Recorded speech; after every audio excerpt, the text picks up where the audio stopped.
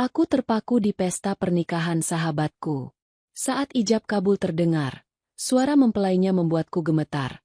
Itu suara suamiku yang dulu meninggalkanku saat aku hamil. Aku pun berteriak. Sebelum masuk ke ceritanya, bagi yang subscribe channel ini semoga dilimpahkan rizkinya, disehatkan badannya dan dilancarkan hajat hidup dan akhiratnya oleh Allah Subhanahu wa Ta'ala. Tulis di kolom komentar, kamu nonton dari kota mana aja? Dan mari kita mulai ceritanya. Udara di kota Samarinda pagi itu terasa begitu berat. Seolah awan mendung yang menggantung di atas sungai Mahakam ikut merasakan beban yang menghimpit dada Larasati. Di dalam kamar hotel yang mewah, Laras berdiri mematung di depan cermin besar. Ia mengenakan kebaya berbahan beludru merah marun yang membungkus tubuh rampingnya dengan sempurna. Tangannya yang dingin bergerak perlahan membetulkan letak sanggulnya. Namun matanya tidak fokus pada pantulan wajahnya sendiri. Pikirannya melayang pada 5 tahun silam, pada sebuah malam yang basah oleh hujan, saat dunianya runtuh dalam sekejap mata. Larasati adalah gambaran ketegaran. Setelah ditinggalkan tanpa sepatah kata pun saat usia kandungannya menginjak 8 bulan, ia belajar bahwa air mata tidak akan membelikan susu untuk anaknya. Ia membangun hidupnya dari nol di kota ini, menjadi pengusaha tenun yang disegani, dan mengubur dalam-dalam sosok pria yang pernah menjadi pusat dunianya. Namun, hari ini, getaran aneh di ulu hatinya tidak kunjung hilang. Ada sesuatu yang mengusik nuraninya. Sebuah firasat buruk yang merayap seperti kabut pagi di hutan Kalimantan. "Bunda, kenapa melamun?" Tante Dinda sudah menunggu di bawah. Suara cempreng itu memecah keheningan. Laras menunduk dan melihat Bumi, putranya yang berusia 4 tahun, berdiri dengan gagah mengenakan beskap kecil berwarna senada. Setiap kali menatap mata Bumi, Laras melihat bayangan pria itu. Bentuk alisnya, garis rahangnya, hingga cara dia tersenyum. Semuanya adalah warisan dari sang ayah yang tak bertanggung jawab. Laras menghela napas panjang, mencoba mengusir rasa sesak yang tiba-tiba datang menyerang. Bunda hanya sedikit gugup. "Sayang, hari ini sahabat Bunda akan memulai hidup baru," jawab Laras sambil memaksakan senyum paling manis yang ia miliki. Ia berlutut, merapikan kerah baju Bumi, lalu mencium kening bocah itu lama-lama.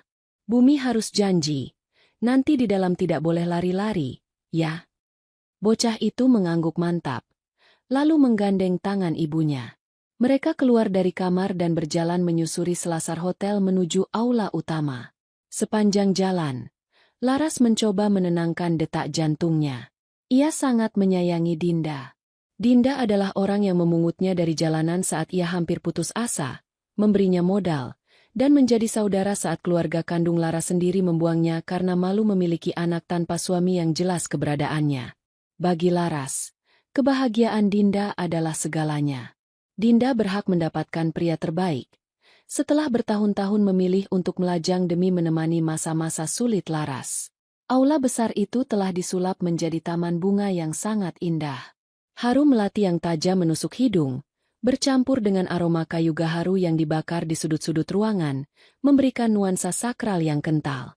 Tamu-tamu undangan yang terdiri dari pejabat daerah dan pengusaha terpandang di Kalimantan Timur sudah duduk rapi.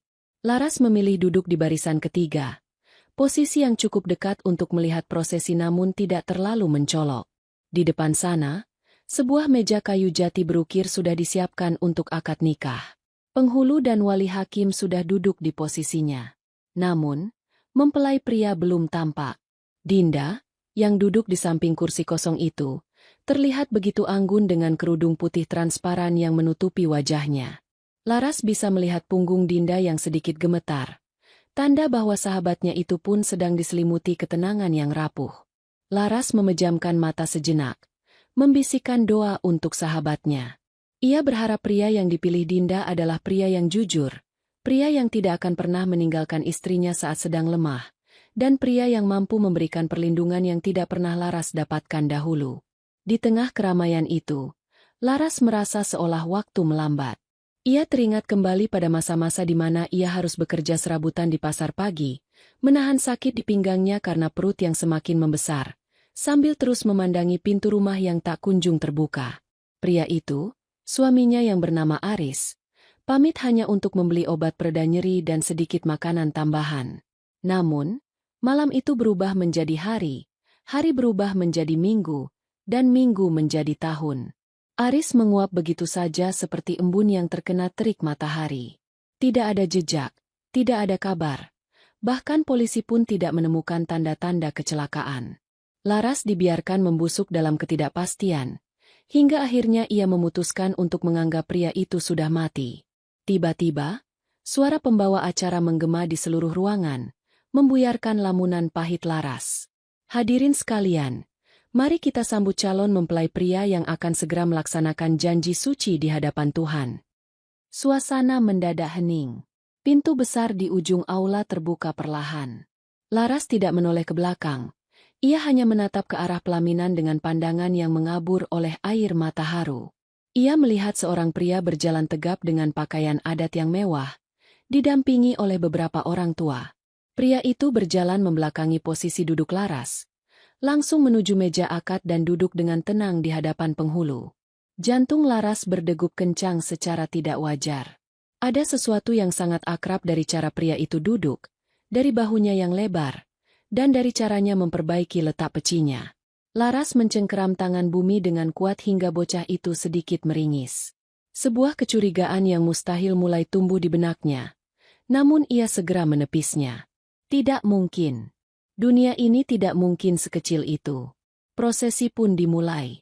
Penghulu memberikan wejangan singkat yang terasa sangat lama bagi Laras. Ia merasa sesak napas. Suasana di dalam aula itu tiba-tiba terasa sangat panas meskipun pendingin ruangan bekerja dengan maksimal. Laras berkali-kali menyeka keringat dingin di dahinya.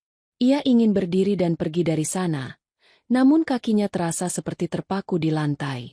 Hingga akhirnya, saat yang paling dinanti tiba, penghulu menjabat tangan sang mempelai pria.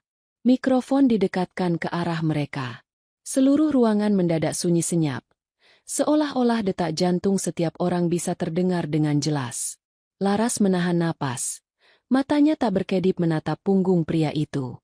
Saudara calon mempelai pria, silakan ikuti kata-kata saya, ucap sang penghulu. Laras mematung. Keheningan itu terasa begitu mencekam sebelum akhirnya sang pria membuka suara untuk mengucapkan kalimat pengesahan yang paling sakral.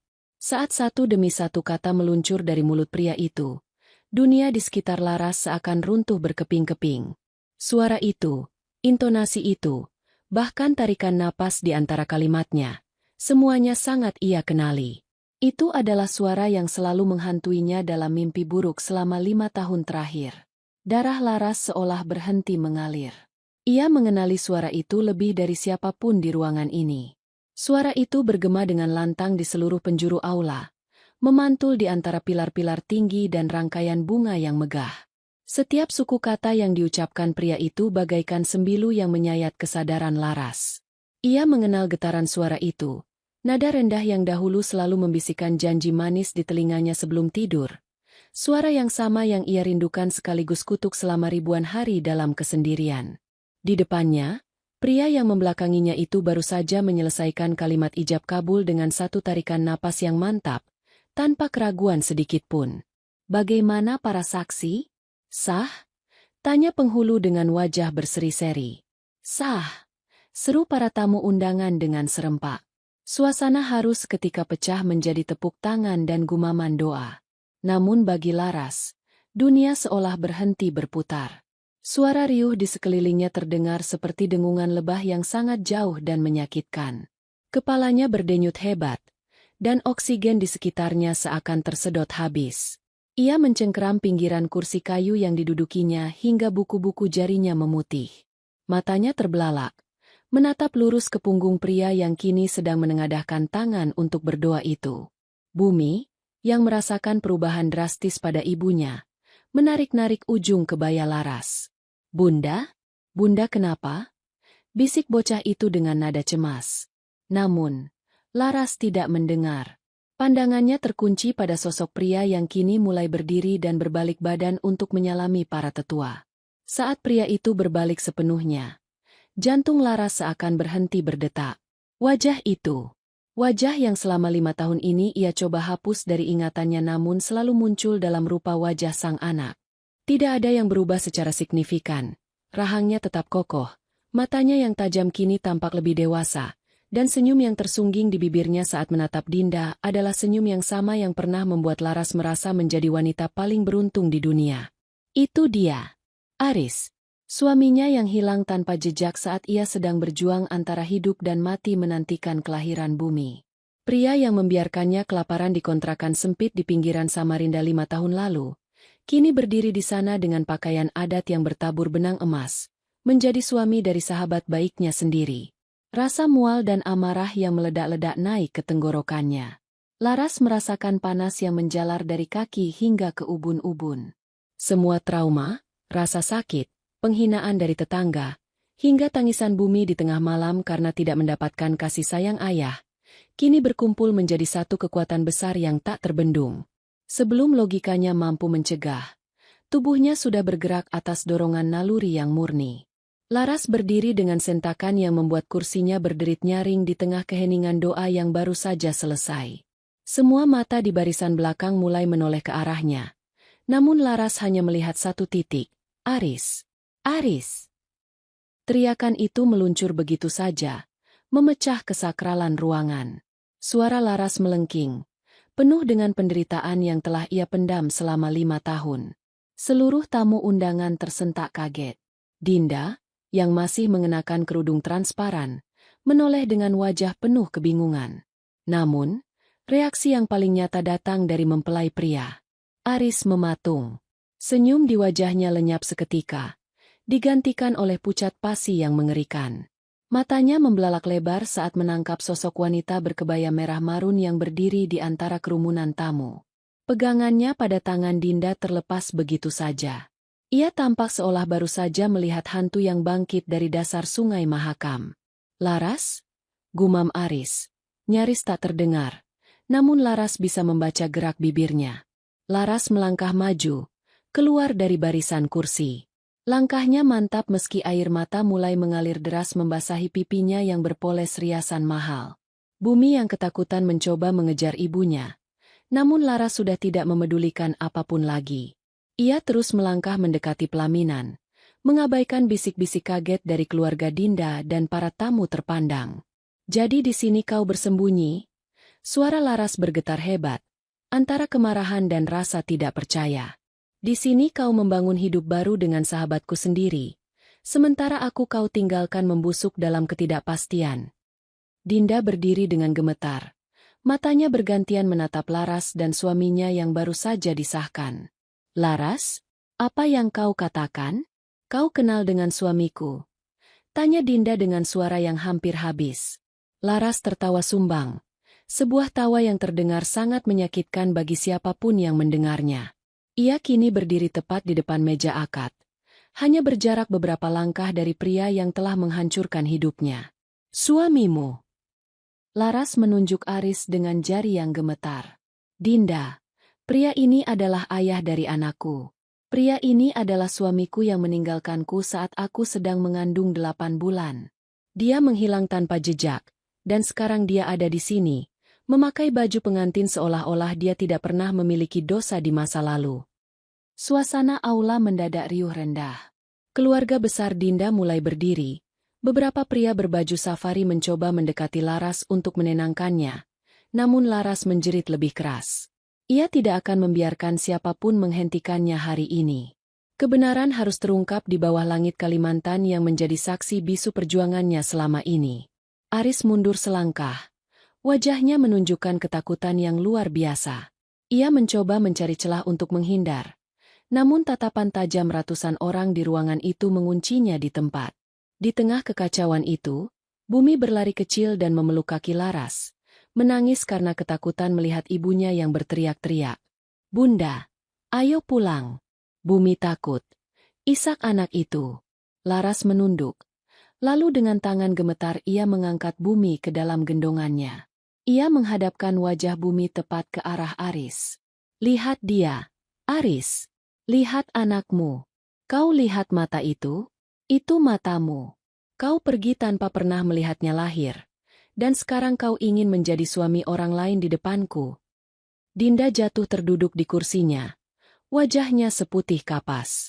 Dunia baru yang baru saja ia bangun beberapa menit lalu melalui kalimat ijab kabul, kini runtuh berkeping-keping.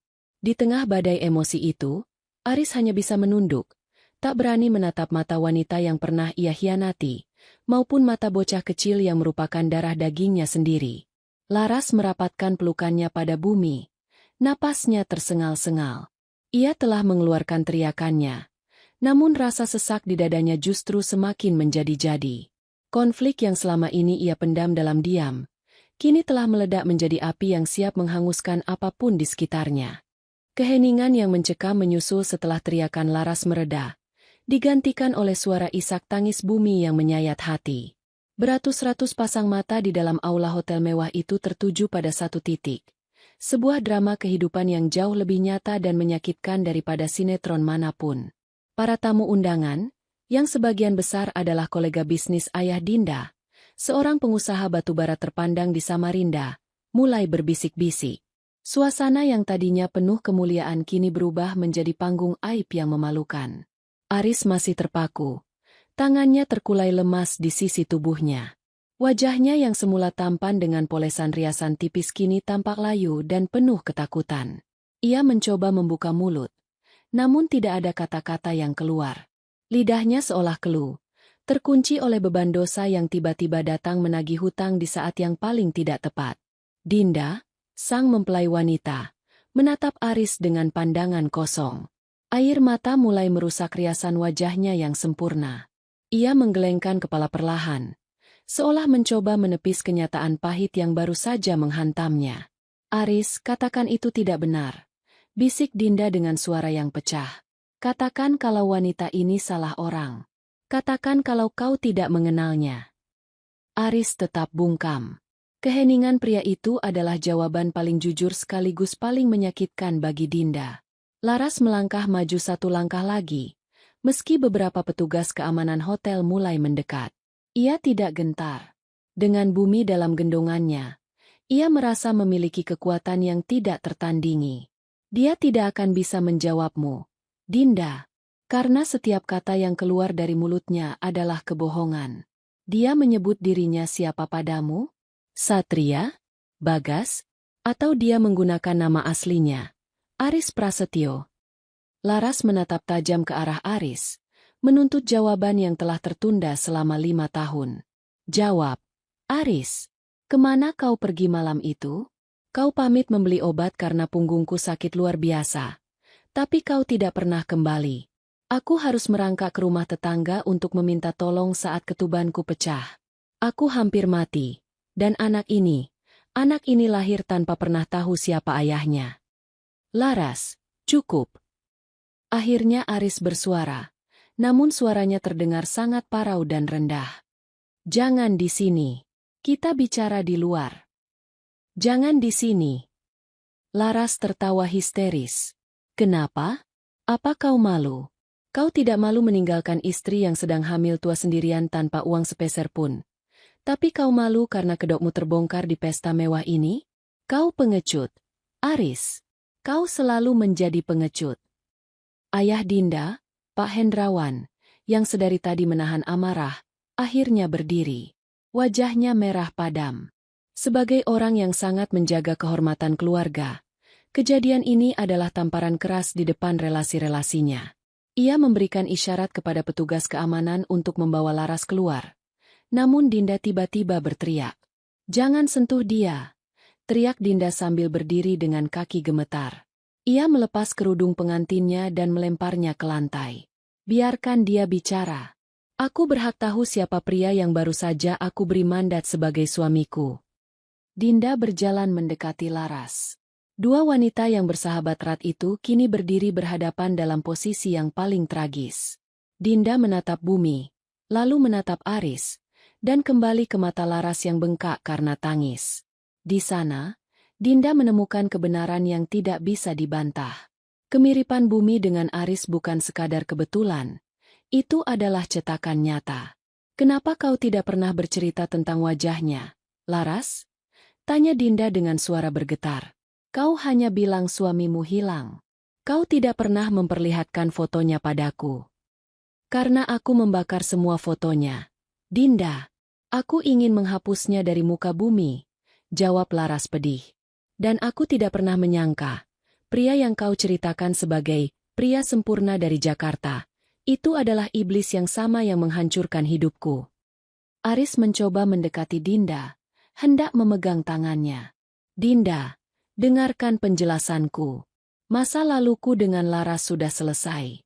Aku terpaksa pergi karena tekanan hutang dan aku tidak ingin kalian ikut menderita. Terpaksa pergi. Potong Laras tajam. Lalu kenapa kau tidak kembali saat kau sudah sukses? Kenapa kau memilih menikahi wanita kaya di kota yang sama tempat kau membuangku? Kau bukan pergi karena hutang, Aris. Kau pergi karena kau egois. Kau ingin hidup enak tanpa beban seorang istri dan anak. Situasi semakin tak terkendali saat Ibu Dinda jatuh pingsan di pelaminan, membuat kericuhan baru di antara keluarga besar. Para tamu mulai berdiri dari kursi mereka. Beberapa mulai merekam kejadian tersebut dengan ponsel, sesuatu yang membuat Pak Hendrawan semakin murka. Keluar! Semua keluar! Teriak Pak Hendrawan kepada para tamu. Acara ini selesai. Petugas, kosongkan aula sekarang juga. Satu persatu tamu undangan mulai meninggalkan ruangan dengan terburu-buru, membawa serta gunjingan yang dipastikan akan menjadi buah bibir di seantero Samarinda esok hari. Aula yang tadinya megah dan penuh bunga kini terasa seperti medan perang yang luluh lantak. Laras tidak beranjak. Ia menurunkan bumi dari gendongannya, membiarkan anaknya berdiri di sampingnya. Aris tertunduk di depan pelaminan, sementara Dinda menutup wajahnya dengan kedua tangan, menangis terseduh-seduh.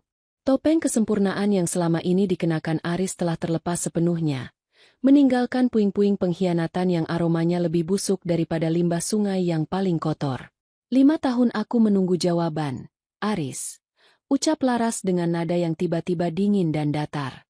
Hari ini, aku mendapatkan lebih dari sekadar jawaban. Aku mendapatkan keadilan. Namun, di balik kata-kata tegas itu, hati Laras terasa kosong. Keadilan ini terasa begitu pahit, terutama saat ia melihat sahabatnya sendiri hancur di depan matanya.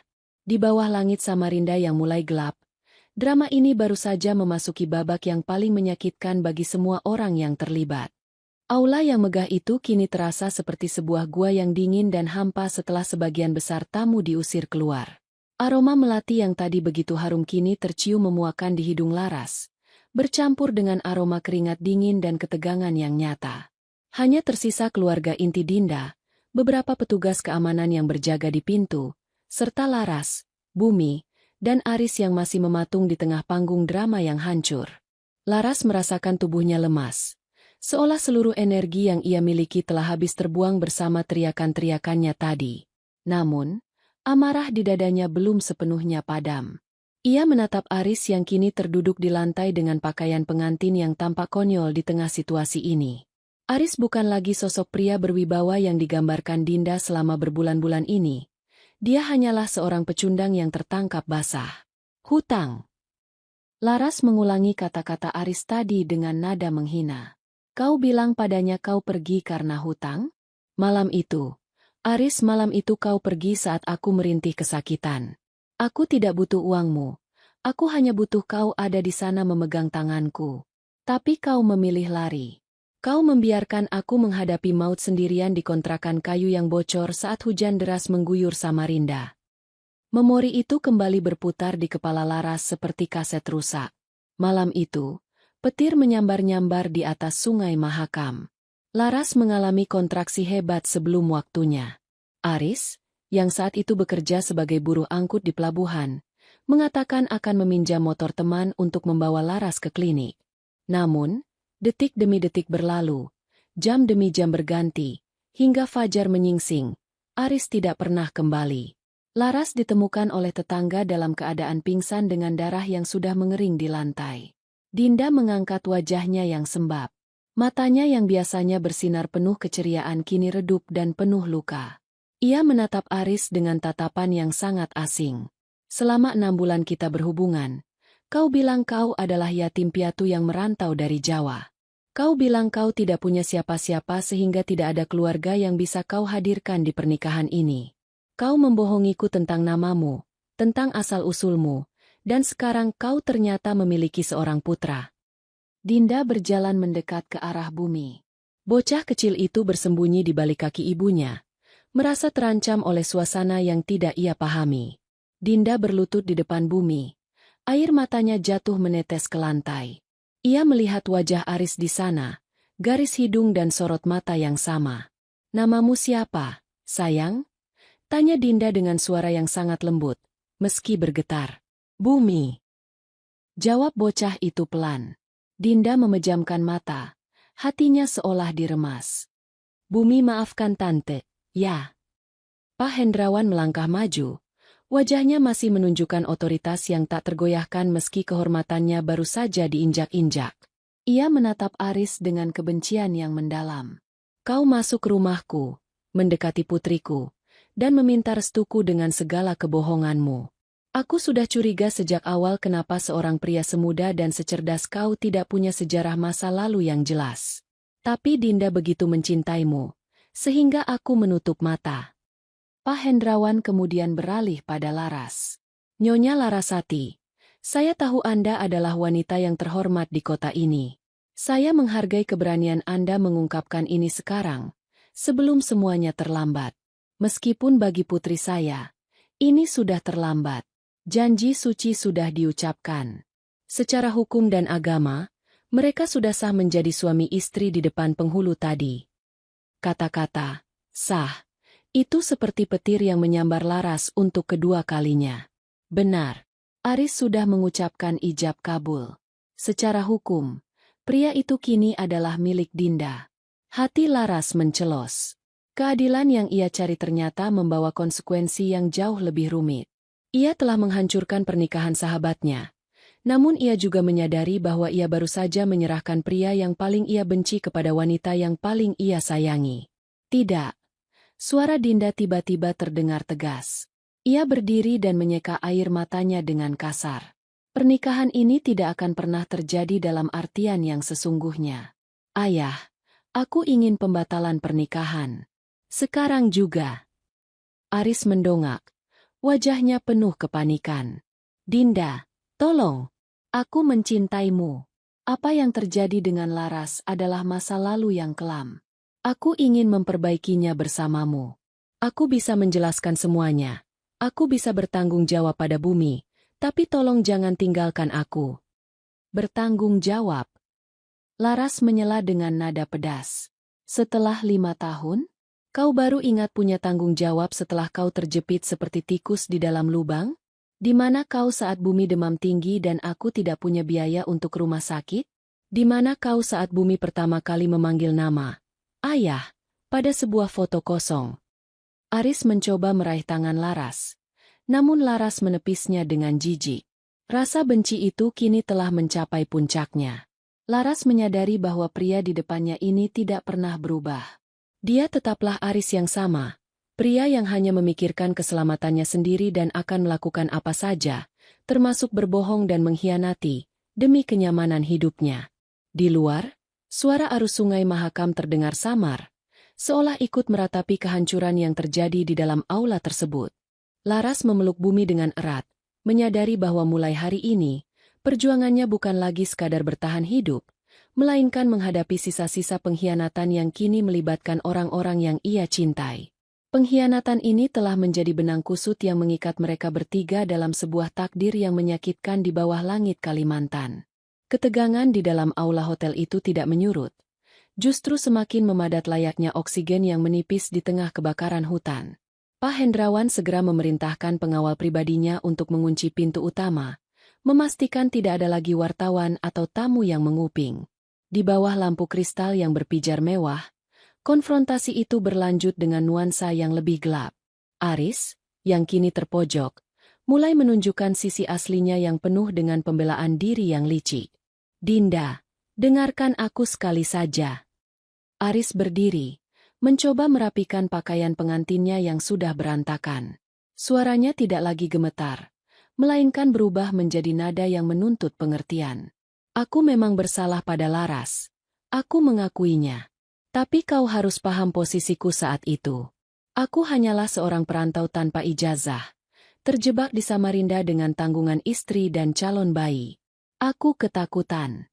Aku merasa gagal sebagai laki-laki karena tidak bisa memberikan kehidupan layak. Aku pergi untuk mencari modal, tapi kemudian aku terlibat masalah hukum di perbatasan dan tidak bisa kembali.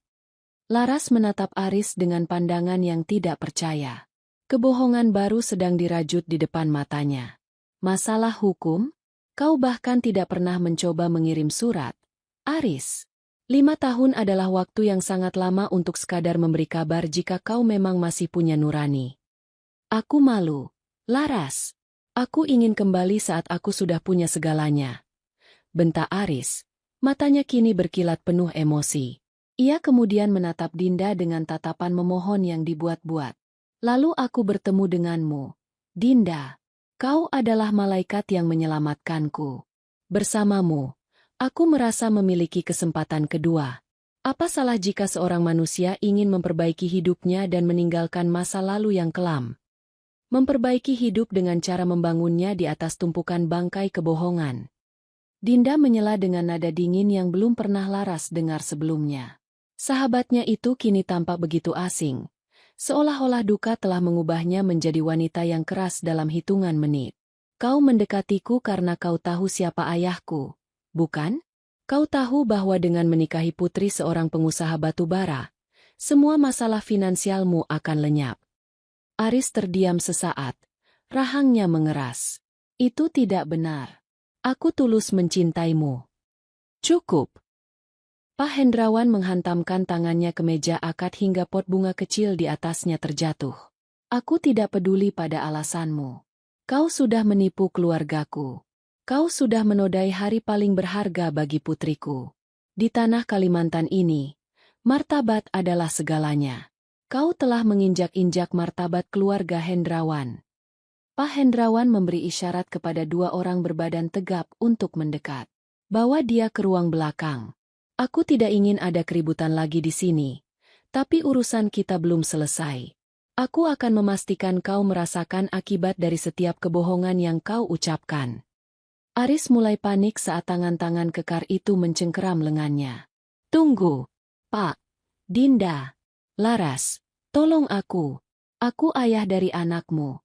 Laras, kau tidak mau bumi melihat ayahnya diseret seperti ini, kan? Laras memalingkan wajahnya.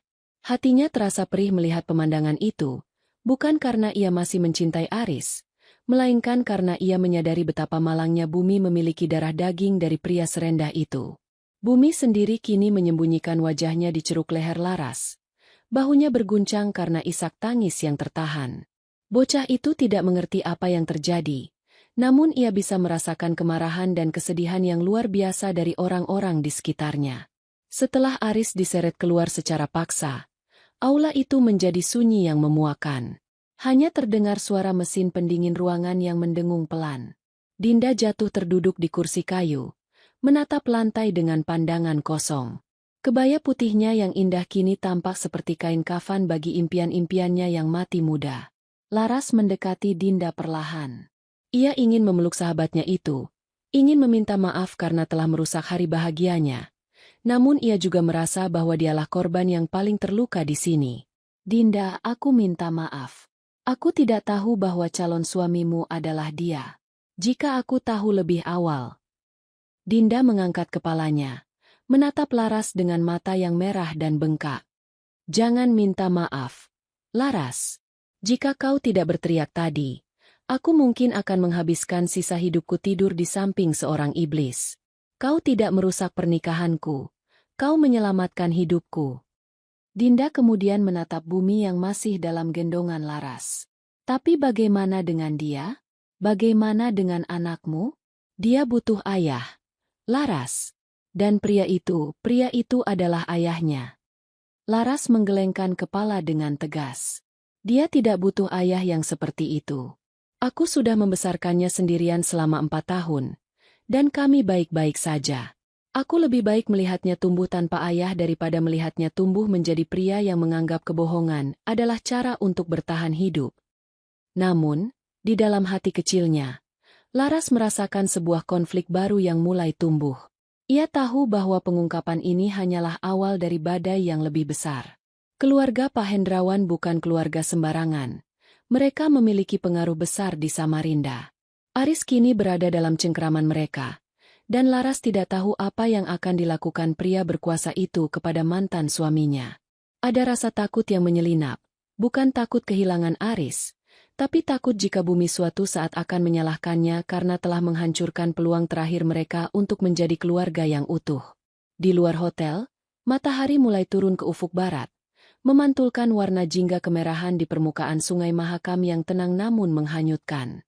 Di dalam ruangan itu, 3 orang yang terikat takdir pahit masih bergelut dengan emosi mereka masing-masing, sementara kebenaran yang baru terungkap mulai menyebarkan racunnya ke setiap sudut kehidupan mereka.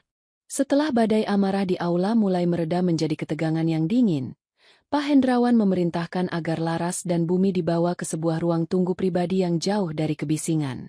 Ruangan itu berdinding kayu ulin yang mengkilap, memberikan suasana khas rumah bangsawan Kalimantan yang kokoh namun terasa menyesakan bagi Laras. Di sana, Dinda duduk di sudut ruangan, masih dengan sisa-sisa riasan pengantin yang kini tampak seperti luka di wajahnya. Pintu terbuka pelan, dan Aris dibawa masuk oleh 2 pengawal. Ia tidak lagi diseret, namun langkahnya gontai. Pak Hendrawan ingin sebuah penyelesaian yang tidak melibatkan polisi, setidaknya tidak sebelum nama baik keluarganya diamankan. Namun, ada satu agenda yang belum tuntas. Pertemuan antara ayah dan anak yang telah terpisah oleh ruang, waktu, dan pengkhianatan. Laras mendudukkan Bumi di sebuah kursi sofa besar. Bocah itu tampak lelah. Matanya sembab, dan ia terus memilin ujung bajunya. Saat Aris masuk, Laras bisa merasakan tubuh Bumi menegang. Insting seorang anak tidak pernah bohong. Ia tahu pria yang berdiri di depannya bukanlah orang asing biasa, namun ia tidak memiliki kosakata untuk menjelaskan rasa takut dan penasaran yang campur aduk di dadanya. Bumi. Suara Aris terdengar pecah. Ia mencoba berlutut di hadapan bocah itu, beberapa meter jauhnya. Bumi tidak menjawab. Ia justru berpaling dan memeluk pinggang Laras dengan erat. Laras menatap Aris dengan tatapan tajam yang seolah berkata, "Jangan berani-berani menyentuhnya. Laras, tolong izinkan aku bicara padanya sebentar saja. Mohon Aris. Aku tahu aku bajingan. Aku tahu aku tidak punya hak. Tapi dia darah dagingku.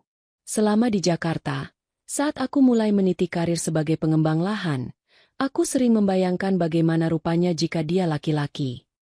"Kau membayangkannya?" Laras mendesis. Suaranya rendah namun penuh penekanan. "Kau membayangkannya sambil menikmati makan malam mewah di Jakarta. Sementara aku harus menjual satu-satunya perhiasan peninggalan ibuku hanya untuk membeli vaksin dan popok? Kau punya kesempatan untuk mencari kami, Aris. Samarinda tidak sebesar itu bagi orang yang punya uang dan niat. Tapi kau memilih untuk menganggap kami tidak pernah ada." Dinda, yang sejak tadi diam, tiba-tiba berdiri dan mendekati Bumi. Ia mengambil sebuah mainan kecil dari tasnya, sebuah mobil-mobilan kayu yang tadinya ingin ia berikan sebagai hadiah kejutan setelah resepsi. Ia memberikannya pada Bumi, mencoba mencairkan suasana. "Bumi, ini untukmu," kata Dinda lembut. Bumi mengambilnya dengan ragu, lalu menatap Aris. Dengan kepolosan yang menghujam jantung semua orang di ruangan itu, Bumi bertanya, "Bunda, apakah ini Om yang ada di foto terbakar itu?" Pertanyaan itu membuat suasana seketika membeku. Laras terpaku. Ia mengira telah membakar semua foto Aris, namun ternyata ada satu fragmen kecil yang pernah dilihat Bumi sebelum api melahapnya. Atau mungkin Bumi pernah menemukannya di dasar laci yang terlupakan. Aris menangis sesenggukan, menutup wajahnya dengan telapak tangan. "Iya, nak, ini ayah." Laras segera menarik Bumi ke dalam pelukannya. "Jangan sebut dirimu ayah di depan dia. Kau tidak berhak menyandang gelar itu. Ayah adalah orang yang menjaga, yang memberi makan, yang ada saat anaknya terbangun karena mimpi buruk. Kau hanya orang asing yang menyumbangkan warna matanya pada anakku, tidak lebih." Konflik batin berkecamuk di dalam diri Laras. Sebagian dari dirinya ingin berteriak agar Aris segera lenyap. Namun bagian lain, sebagai seorang ibu, merasa pilu melihat anaknya menatap pria itu dengan pandangan penuh tanya. Bumi tidak menunjukkan rasa sayang, melainkan kebingungan yang mendalam. Bagi Bumi, sosok ayah hanyalah sebuah konsep abstrak yang selama ini ia cari di wajah-wajah pria di pasar atau di pelabuhan Samarinda, dan kini sosok itu muncul dalam balutan pakaian mewah di tengah kekacauan. Larasati, Pak Hendrawan menyela, suaranya berat dan penuh wibawa. Aku akan mengurus pembatalan pernikahan ini secara hukum di pengadilan agama. Pria ini tidak akan mendapatkan sepeser pun dari kekayaan keluargaku, dan aku akan memastikan dia tidak memiliki karir lagi di Kalimantan ini. Namun, masalah anak ini, itu adalah urusanmu. Aris mendongak, matanya merah. Aku akan memberikan tunjangan. Aku punya simpanan.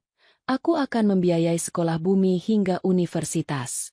Aku berjanji. Laras menatap Aris dengan hinaan yang paling dalam. Simpananmu itu adalah hasil dari membohongi Dinda dan keluarganya, bukan? Aku tidak sudi memberi makan anakku dengan uang yang berbau penipuan. Simpan saja uangmu untuk membayar pengacara, karena kau akan membutuhkannya. Laras bangkit berdiri, menggendong Bumi yang mulai mengantuk karena kelelahan emosional. Ia berjalan menuju pintu tanpa menoleh lagi ke arah Aris maupun Dinda. Di ambang pintu, ia berhenti sejenak, menghirup aroma kayu ulin dan melati yang kini terasa menyesakan. Dinda, panggil Laras tanpa berbalik. Aku akan menunggumu di rumah tenun jika kau sudah siap bicara. Kita berdua adalah korban dari pria yang sama. Jangan biarkan dia menghancurkan persahabatan kita juga. Laras melangkah keluar dari hotel, meninggalkan Aris yang meratap di lantai dan Dinda yang berdiri terpaku di tengah puing-puing impiannya. Di luar, langit Samarinda sudah benar-benar gelap.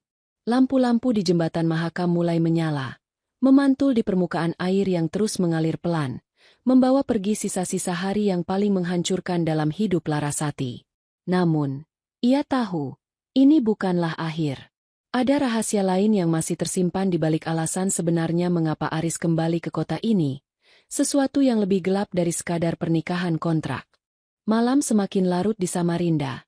Namun ketenangan tak kunjung datang bagi mereka yang jiwanya baru saja terkoyak. Larasati duduk bersimpuh di lantai kayu rumah tenunnya yang terletak di pinggiran sungai.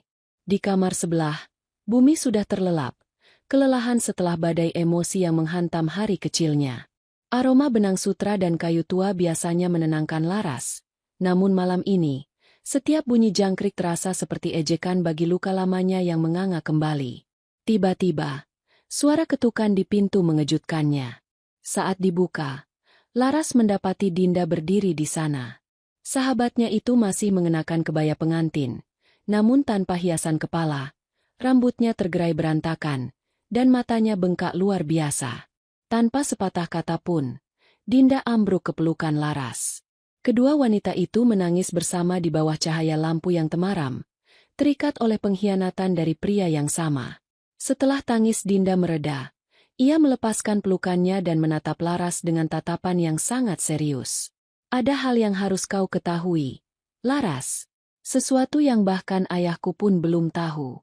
Sesuatu yang aku temukan di ponsel Aris sebelum semua kekacauan ini terjadi tadi siang. Laras mengernyitkan dahi.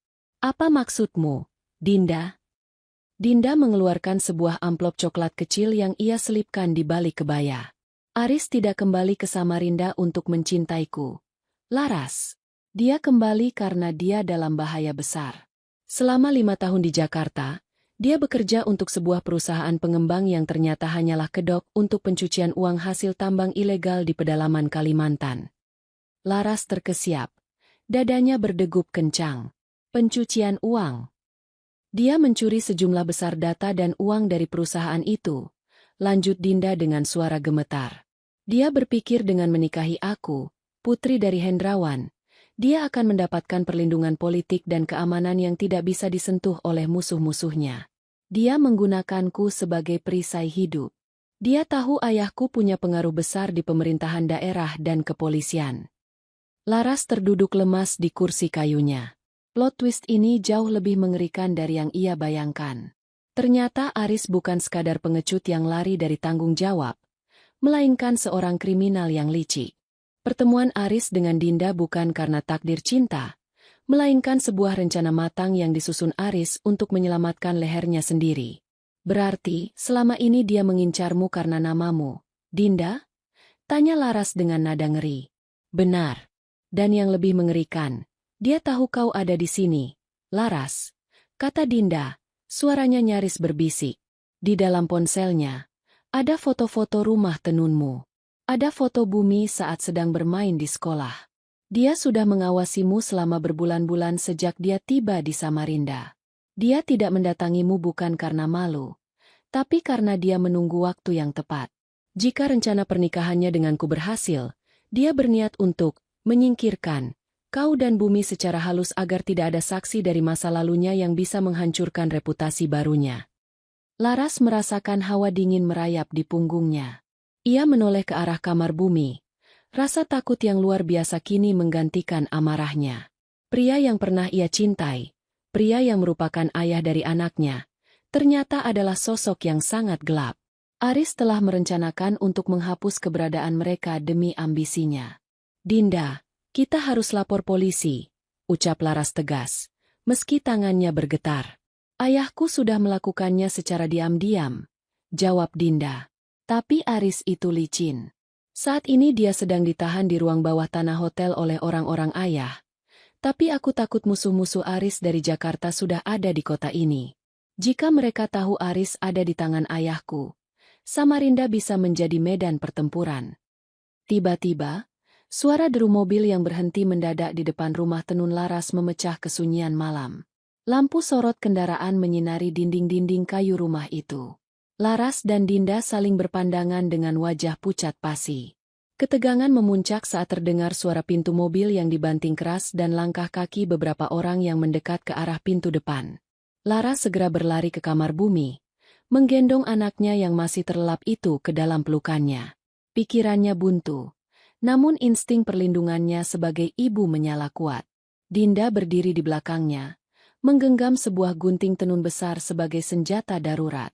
Laras, keluar.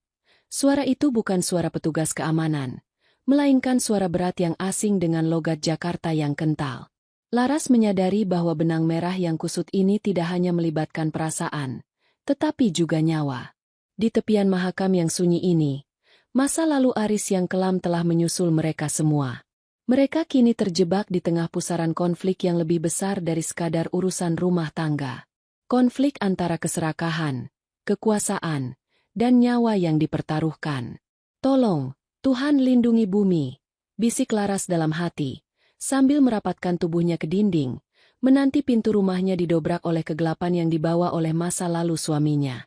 Pintu kayu rumah tenun itu berderit hebat sebelum akhirnya jebol karena tendangan paksa dari luar. 3 pria berbadan tegap dengan jaket kulit hitam merangsek masuk, membawa hawa dingin malam dan ancaman yang nyata. Laras mundur hingga punggungnya merapat ke dinding kayu ulin, mendekap Bumi yang kini terbangun dan mulai menangis ketakutan. Dinda berdiri di samping Laras, tangannya yang memegang gunting tenun gemetar hebat, namun matanya memancarkan keberanian yang luar biasa. "Di mana suamimu?" tanya salah satu pria itu dengan nada dingin. "Kami tahu dia bersembunyi di balik ketiak pengusaha tambang itu, tapi kami yakin dia meninggalkan sesuatu padamu." "Dia bukan suamiku," teriak Laras dengan suara serak. "Dia sudah mati bagi kami. Pergi dari sini." "Jangan berbohong, manis. Aris mencuri aset penting milik bos kami di Jakarta. Dia kembali ke Samarinda bukan tanpa alasan. Dia tahu kalian adalah satu-satunya titik lemah yang tidak akan disentuh oleh keluarga Hendrawan. Berikan Sandi akses akun itu, atau anak ini tidak akan melihat matahari terbit di atas mahakam besok pagi," ancam pria itu sambil melangkah maju. Di tengah situasi yang mencekam itu, sebuah suara ban mobil yang berdecit keras kembali terdengar dari halaman. Beberapa detik kemudian, ruangan itu diterangi oleh lampu senter yang menyilaukan. Pak Hendrawan datang bersama sekumpulan pria berseragam keamanan dan 2 anggota kepolisian setempat. Terjadi kericuhan singkat. Para penjahat itu mencoba melawan, namun mereka kalah jumlah. Di tengah hiruk-pikuk itu, sesosok pria dengan tangan terborgol dan wajah babak belur tampak diseret oleh petugas. Itu Aris. Dia telah menyerahkan diri atau lebih tepatnya dikorbankan oleh Pak Hendrawan sebagai umpan untuk memancing orang-orang ini keluar. Aris menatap Laras dan Bumi dengan pandangan yang hancur. Tidak ada lagi sisa-sisa pria tampan yang berwibawa di meja akad tadi pagi. Yang tersisa hanyalah seorang lelaki yang hancur oleh keserakahannya sendiri. Laras, Dinda, maafkan aku. Rintih Aris saat ia dipaksa berlutut di tengah ruangan. Dinda melangkah maju, melempar gunting tenunnya ke lantai dengan bunyi denting yang nyaring. Ia menatap Aris tanpa air mata lagi. Hanya ada kehampaan yang dalam. Jangan pernah sebut nama kami lagi. Kau bukan hanya mengkhianati cinta, Aris. Kau menggunakan kami sebagai tameng untuk kejahatanmu. Kau tidak pantas mendapatkan pengampunan, apalagi tempat di hati kami. Petugas kepolisian segera membawa Aris dan para pengejarnya masuk ke dalam mobil patroli. Pak Hendrawan mendekati Laras. Wajahnya yang keras sedikit melunak. Nyonya Larasati, semuanya sudah selesai. Aris akan menghadapi tuntutan berlapis, penipuan, penggelapan, dan pemalsuan identitas. Dia tidak akan pernah bisa mengusik kalian lagi. Aku akan memastikan dia mendekam di penjara dalam waktu yang sangat lama. Setelah semua orang pergi dan rumah kembali sunyi, Laras membawa Bumi kembali ke tempat tidur. Anak itu akhirnya tertidur karena kelelahan, meski sesekali masih terisak dalam mimpinya. Laras duduk di tepi jendela, menatap aliran sungai Mahakam yang kini memantulkan cahaya fajar yang mulai menyingsing di ufuk timur. Dinda duduk di sampingnya, menyandarkan kepala di bahu Laras. Dua wanita yang semula hendak menjadi saudara melalui pernikahan, kini benar-benar menjadi saudara melalui luka yang sama. Apa yang akan kau lakukan sekarang, Laras? Tanya Dinda pelan. Laras menarik napas panjang, membiarkan udara pagi yang segar mengisi paru-parunya. Aku akan terus menenun, Dinda. Seperti kain-kain ini, hidup kita mungkin sempat robek dan kusut, tapi kita selalu bisa merajutnya kembali menjadi motif yang baru. Aku punya Bumi. Dan aku punya diriku sendiri. Itu sudah lebih dari cukup. Dan aku, tambah Dinda sambil menggenggam tangan Laras. Aku akan membantu ayahku membersihkan kekacauan ini. Lalu aku ingin belajar menenun darimu. Aku ingin memulai hidup yang jujur, tanpa topeng apapun. Laras tersenyum tipis. Ia teringat akan teriakannya di pesta pernikahan itu. Teriakan yang semula ia kira sebagai tanda kehancurannya, ternyata adalah suara kebebasannya. Gema ijab kabul di tepi Mahakam itu memang menghancurkan hatinya sesaat. Namun ia juga telah menghancurkan belenggu masa lalu yang selama 5 tahun ini memenjarakannya dalam ketidakpastian. Matahari kini telah sepenuhnya terbit, menyinari kota Samarinda dengan cahaya yang hangat. Di bawah langit Kalimantan yang luas, Larasati berdiri tegak. Ia bukan lagi wanita yang ditinggalkan, melainkan wanita yang telah menemukan kembali kekuatannya di tengah badai pengkhianatan.